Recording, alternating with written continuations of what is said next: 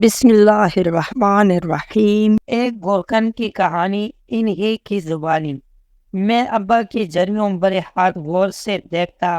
وہ عصر کی نماز کے بعد گھر آ جاتے تھے جب دل آہستہ آہستہ الوداع کہنے کے لیے وقت کے کونے کونے میں گھومتا ہے، اور تب میں ان کے سامنے جہانگیر میں روٹی اور کٹوری میں سالن رکھ دیتا تھا۔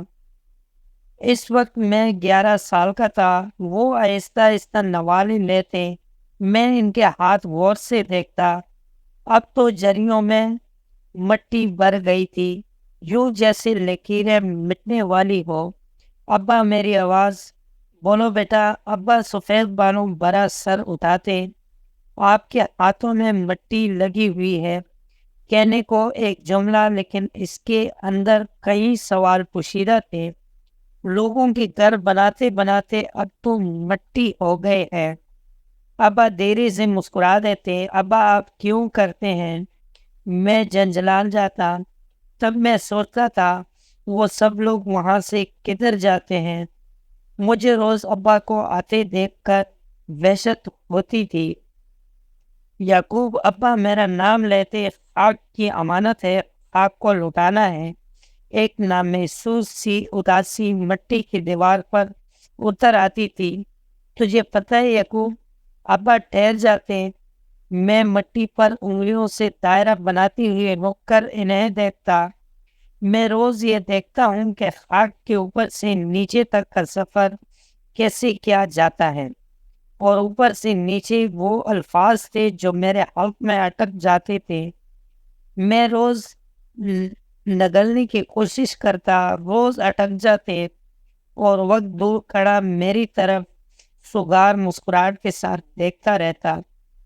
اور پھر خوبصورت وقت نکل گیا، صرف پھیکے دن رہ گئے۔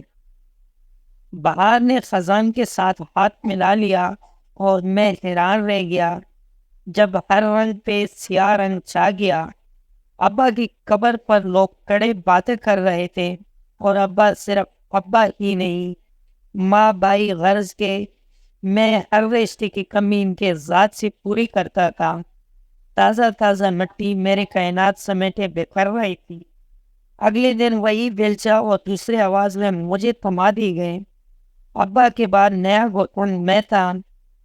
تب مجھ پر مٹی کے اسرار کھلے، وہ مٹی جو کسی معصوم کی گور کے لیے کودتا تھا۔ اس سے زیادہ نرم شاید وہی بھی نہ ہو۔ اور وہ لوگ بھی ہیں جنہوں نے آسمان کے رنگ تک کو چھو کے دیکھا تھا۔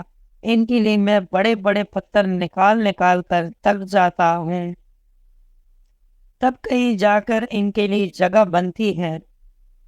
اس ویران سی جگہ میں بعض دفعہ جب کودتے کودتے ایک موٹا تازہ سانپ باہر نکل آتا ہے، تو تب میں گھر آ کر اور رات چمکتے تاروں کی مدھم روشنی میں جائے نماز پر سر رکھ کے گزار دیتا ہوں۔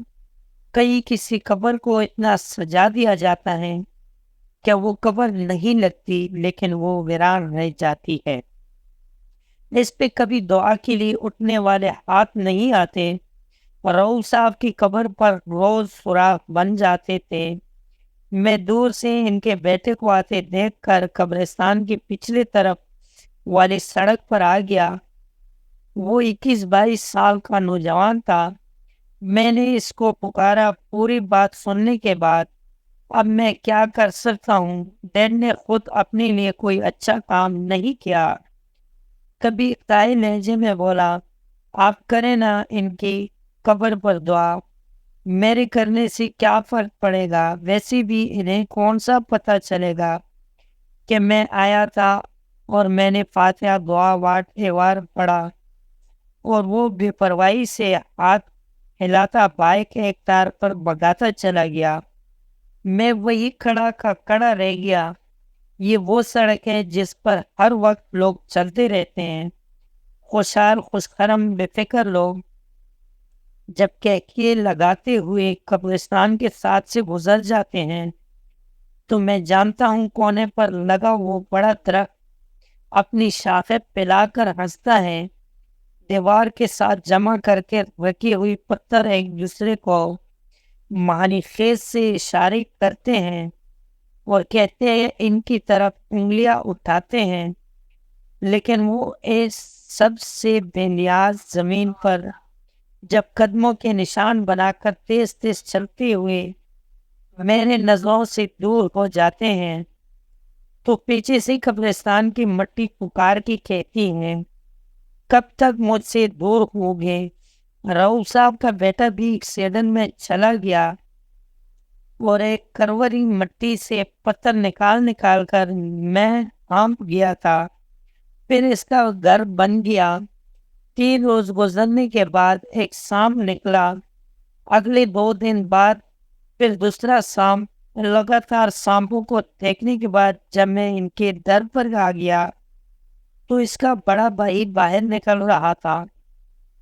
میں نے سلام کے بعد ابھی بات بتائی، اس نے جلدی جلدی میرے کندھے پر ہاتھ رکھ کے کہا، دیکھو یار تھا تو میرا بھائی تھا، دیکھو یار تھا تو میرا بھائی، اس نے پوری زندگی میں کبھی نیک کام نہیں کیا۔ میرے سماعتوں میں ایک آواز گونجی، ڈیڈ نے خود اپنے لیے کوئی اچھا، اب تم یوں کرو یقوب بھائی، میری طرف سے ایک دفعہ کچھ پڑھو اس کی قبر پر، ویسی بھی اس سے کون سا پتہ چلنا میں نے پڑھا ہے یا کسی اور نے۔ اس نے ہاتھ بے پرواہی سے ہلایا، میرے ساتھ ہی بائک زن سے لے گیا۔ میں مڑ کر دیکھتا رہا، گلی کا موڑ مڑتے ہوئے اس نے بائک ایک ٹائر پہ رکھی تھی اور اس طرح وہ بھی موت کے شکنجے میں چلا گیا۔ تو میرے دوستوں، اپنے رشتہ داروں کی قبروں پر جایا کرو اور ذکر اسکار کر لیا کرو۔ دوستوں، آج کی ویڈیو آپ کو کیسے لگی؟ امید ہے کہ ویڈیو پسند آئی ہوگی۔ اگر ویڈیو پسند آئی ہو تو ویڈیو کو لائک کر لیں، کمنٹ میں اپنے رائے کا اظہار ضرور کرنا اور چینل کو سبسکرائب کرنا مت بھولیں۔ ملتے ہیں اگلی ویڈیو میں، تب تک کے لیے اللہ حافظ۔